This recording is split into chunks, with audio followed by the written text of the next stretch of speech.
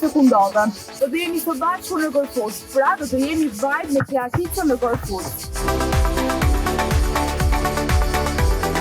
Sot ndodhemi në një plazh super të bukur të Korfuzit. Është që plazhi Virgjën ndryshe nga që mësuar me resorte, pallate të tjerë. Jemi vetëm unë dhe plazhi.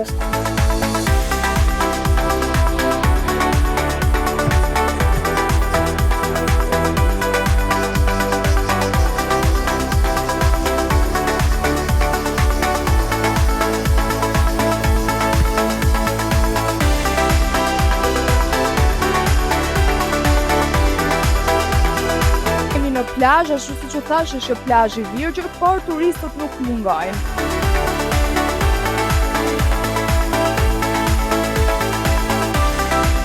E tani është momenti që të bashkohem dhe unë me ta. Ne sapo u pozicionuam, por këtu pas ka shumë çifte, me sa duket nuk është vend për mua fare, kështu që unë po futem të lajm një herë dhe shihemi pastaj.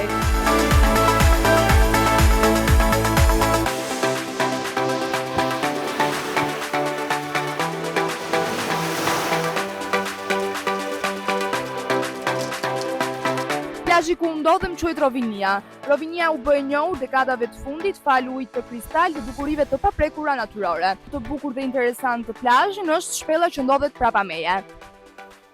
Shpella që ndodhet prapa meje është përdorur kohë më parë nga peshkatarët për një vend strehimi nga dielli dhe deti. Në qoftë se shikoni prapa meje ka një detaj shumë interesant.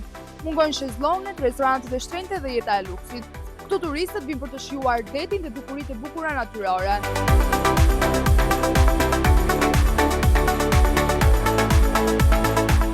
Ajo që po vëre unë në këtë prekditë ka shumë vajza me trup të mirëmbajtur dhe tonifikuar. Nëse dhe ju doni të keni një trup të mirëmbajtur dhe tonifikuar, në studio kemi patur një instruktore e cila jep këshilla rreth një trupi të mirë, ashtu siç dëshiron çdo vajzë ta ketë në këtë sezon veror. Por për të gjithë djemt që kanë dëshirë sporti, në studio kemi një super sportist taekwondoje.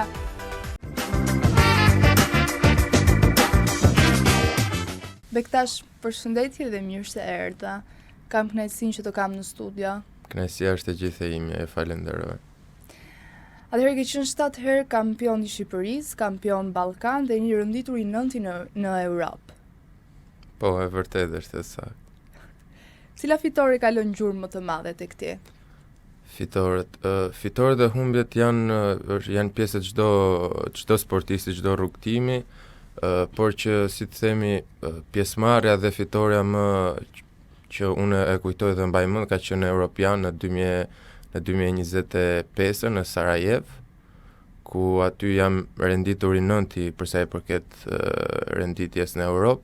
Ajo ka qenë si thuaç që akoma më lë shije dhe një synim tjetër për të marrë pjesë përsëri në Europian apo në botror për ta përfaqësuar Shqipërinë në këtë herë në podium. Unë doja të di se çfarë sakrificash fshihen pas medaljeve të çdo fitorie.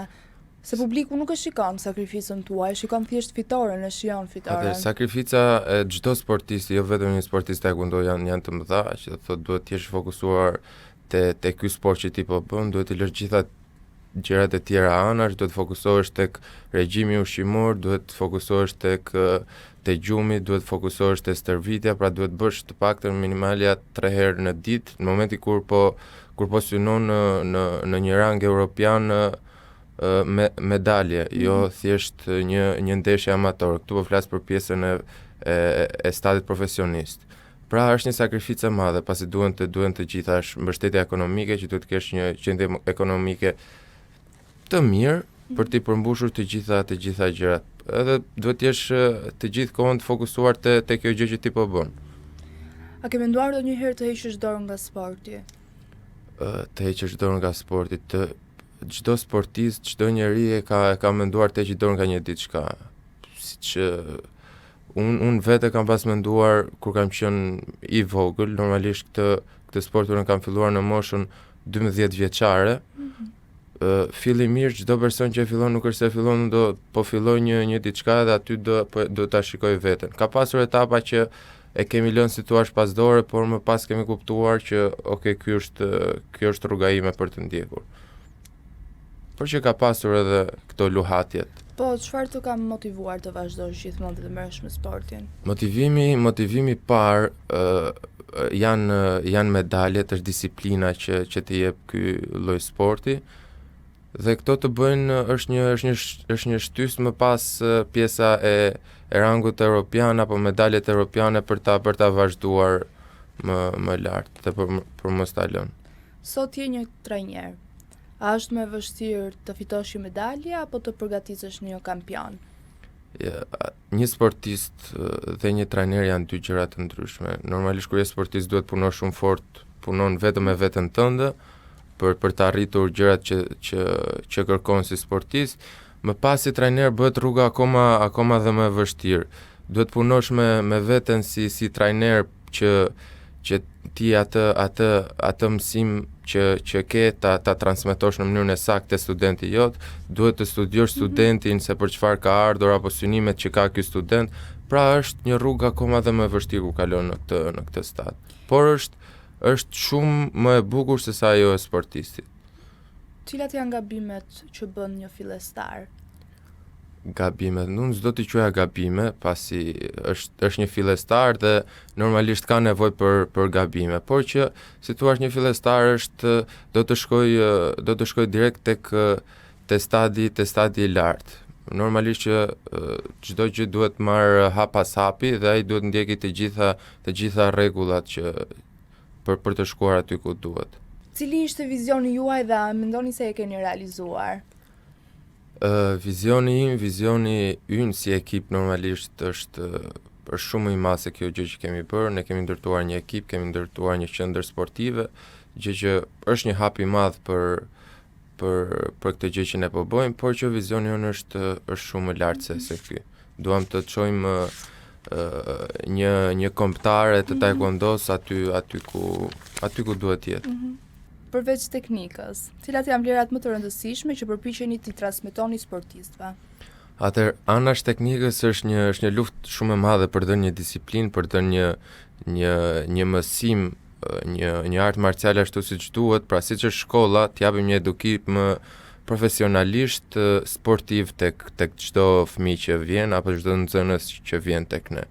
Dhe për ne kjo është synimi ynë më i madh. Pra të edukojmë një brez sportiv dhe edukativ të shëndetit fizik. A mendoni se Shqipëria u krijon kampionëve kushtet që meritojnë apo vjen suksesi kryesisht fal sakrificës personale? Normalisht janë të dyja krahët e medaljes. Ka ardhur një kohë që normalisht Shqipëria po vjen dhe po i kushton goxha rëndësi sportit, që për ne është shumë e mirë, duke bërë gjysmën e punës më të lehtë. Në kohën time, por edhe si thuash akoma e kemi sakrificë vetë nga vetja jonë për të marrë pjesë në këto kompeticione, siç e folëm më përpara.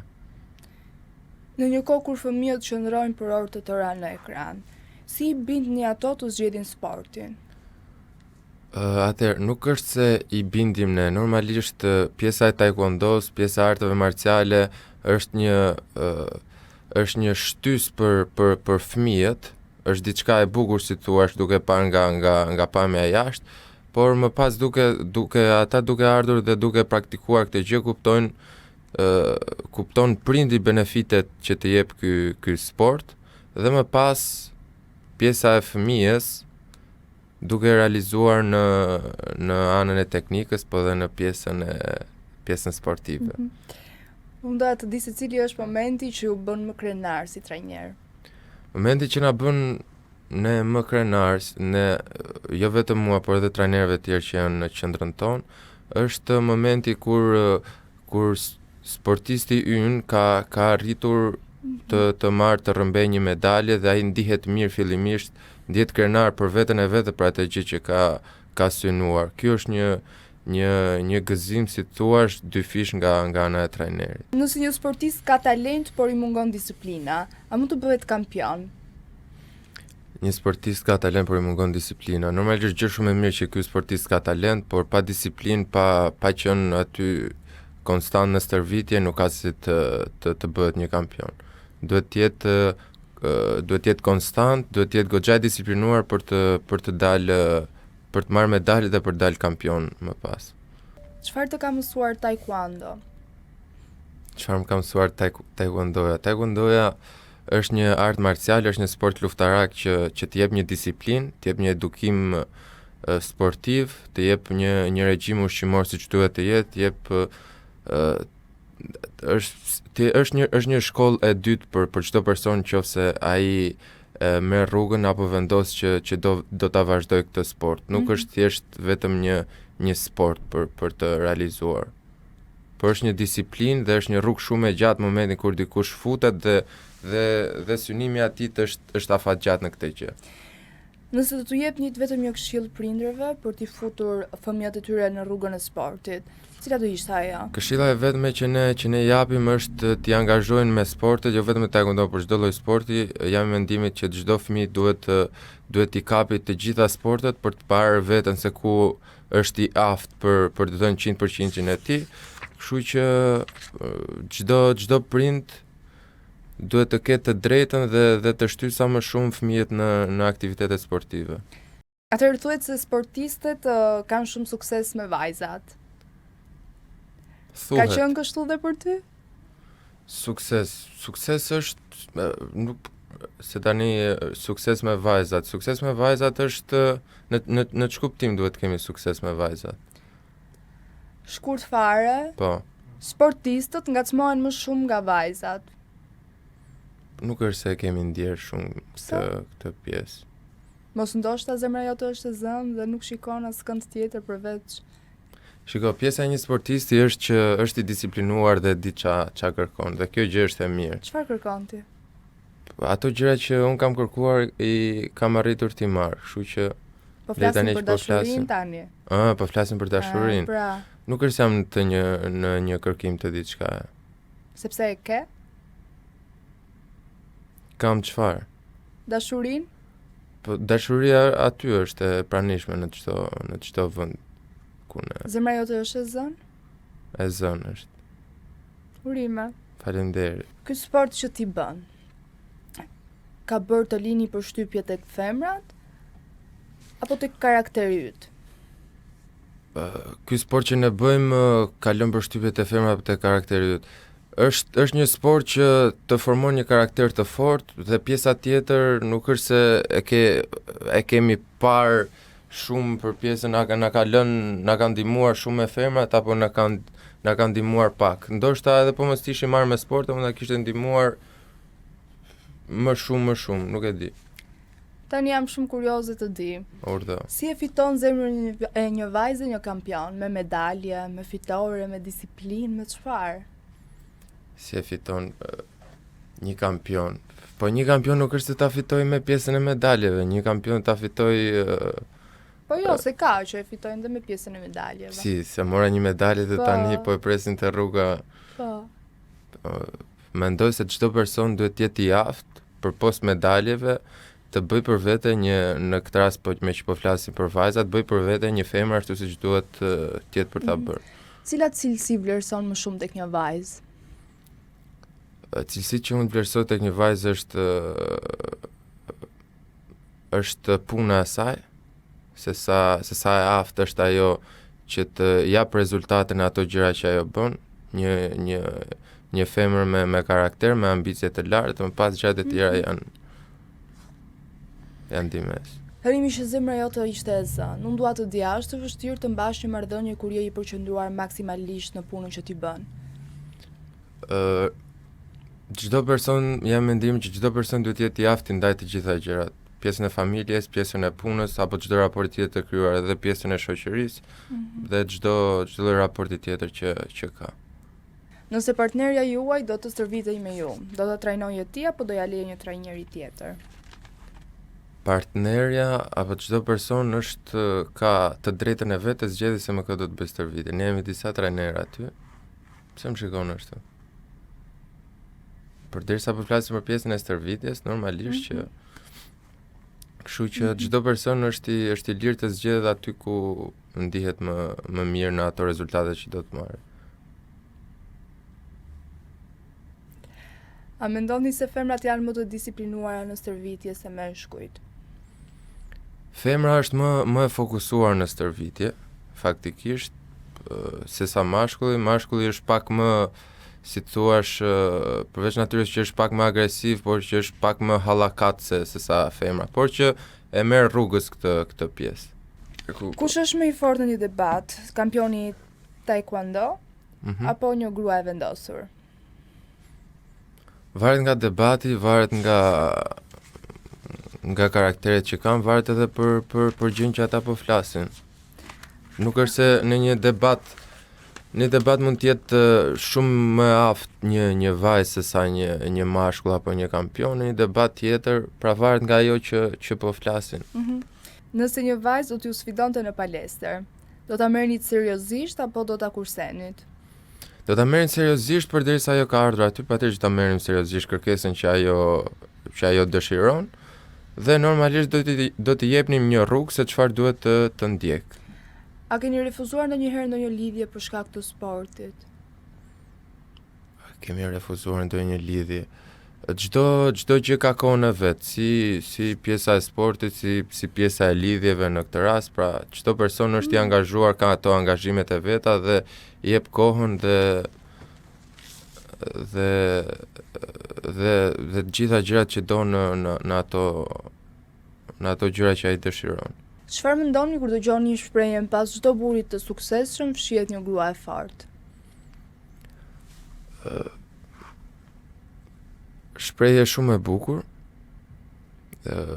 Jam i mendimit që çdo mashkull ka nevojë për një femër që ta ndjekin në ato hapa që ai dëshiron, por edhe nga krau tjetër, si nga ana e femrës, të ketë një partner që ta ndjek për realizimin e ëndrave apo pasionet që ajo bën.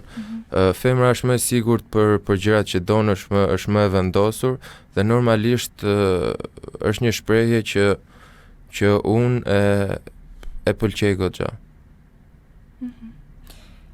Çfarë këshilli do t'ju jepje një vajze që ka dëshirë të ndjek sportet luftarake? Këshilla e vetme që do t'i jepja ta ndjekë këtë vendim që ajo ka marrë, shpresoj ta çojë aty ku duhet dhe normalisht t'i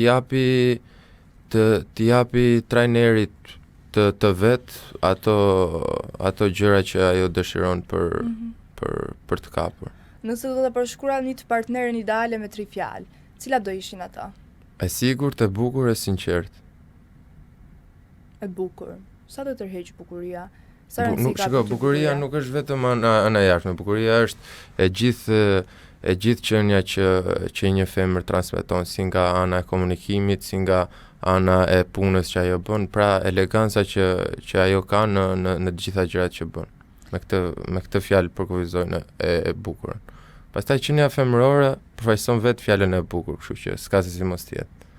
Dhe në fund një pyetje me humor. Në shtëpi kush fiton gjithmonë? Kampioni i taekwondos apo partnerja? Ai që ka të drejtë. Pse mendoni që çdo vajzë duhet ta provojë këtë sport?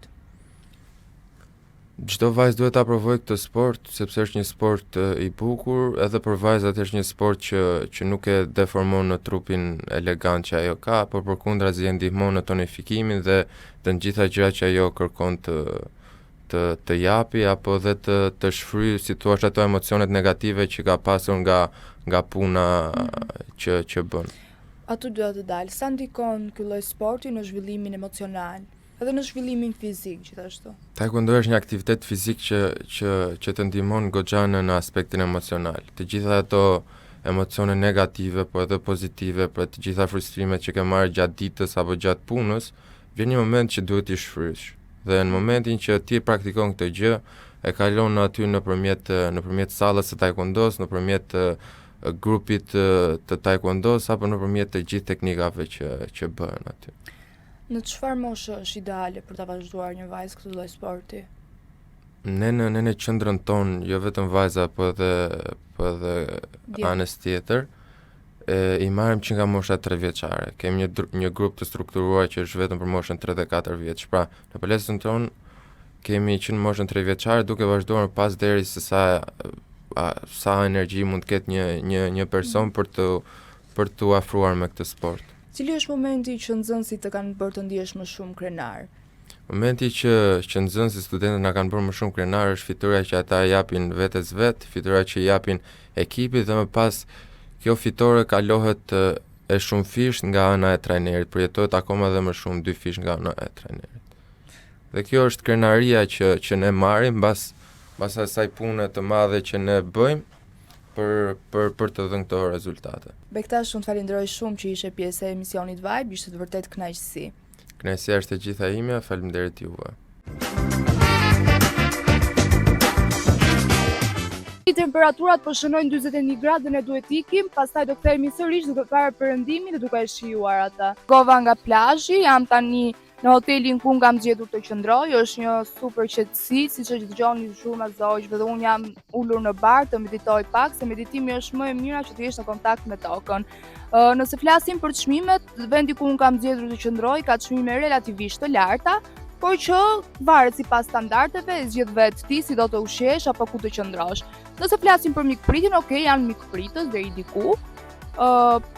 Nëse flasim për ushqimin e preferuar, të gjithë e dinë që grekët kanë ushqim tradicional, gjiro, të nuk është se janë fan të gjirove, por gjithsesi janë të mira. Duke marrë parasysh faktin se sa bukuri natyrore të bukura ka, nuk të intereso fare të rish dhe pangrën, duke qenë se unë jam dhe pak tip teganjoz që ushqimi nuk mund t'i jap 10-10, ushqimi mund t'i jap 5-10. Çdo gjë tjetër është shumë okay. Jam shumë e kënaqur. Duke qenë se është hera ime e parë që jam në Korfuz, Greqia më ka pëlqyer gjithmonë dhe kam vizituar shumë vende të tjera të Greqisë. Në Korfuz ishte hera e parë që vija dhe jam e kënaqur deri diku. Është momenti t'ju bëj një surprizë të gjithë fansave të Marekut. O zot, sa shumë kanë pyetur si ishte Mareku pa maskë, është i bukur pa maskë, si është si s'është. Por tani është momenti ta marrim Marekun në kamerë të shikojmë a është me maskë apo pa maskë. Dhe ta pyesim se çfarë bëhet me jetën e Marekut. Hello, hello! Po jo, Kleo, gazetare më e fort. Po ku jo ju bota? Që të bo? Hiç për zotin, jam me pushime. Qa po bën ti si je? Hiç për zotin, të studio të punu. Tu punu? Po ngelen studio më. Qa të bëjmë? Për ty pas ka qenë kjo jetë. Ej, di që të mora? Të mora dhe po të them që jemi këtu live, me kamer, do dali në Vibe. Përshëndeti çik fanset. Përshëndesim këtë fansat. Edhe të mora se gjithë më kanë pyetur si ishte Mareku pa maskë, thash inshallah je pa maskë që ta shohin, mos më pyesin mos si ishte pa maskë, por që ti je gjithmonë me maskë, nuk e kuptoj fare. Që me bo? Do u thush, çfarë do u thush në ju gjë fanseve, çfarë të presin fanset nga Mareku? Po tash si gjithmonë vetëm hitë vere. Do me thënë të përgatitemi, të gjithë. Përgatitemi se kjo vera dhe shumë e nxehtë. E, po me femra të bëhet si ke halë, të shibron, bëjon dhe brune, kokuqa. Ta kthejmi qik po ta kthejmi qik realitetin. Po tash i përgjigja i shëndetet për e. Au, na vjen keq pra për bjondat.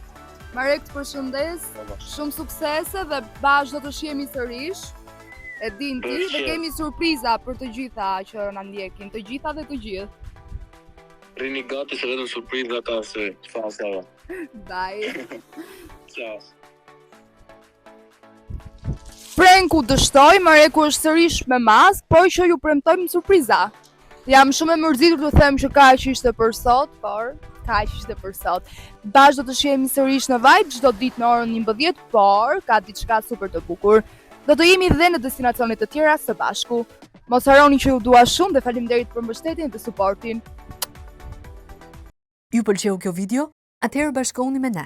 Na ndiqni në Instagram, Facebook dhe TikTok dhe bëni subscribe në YouTube. Klikoni like dhe share dhe aktivizoni njoftimet për të mos humbur asnjë video të re. Faleminderit për mbështetjen.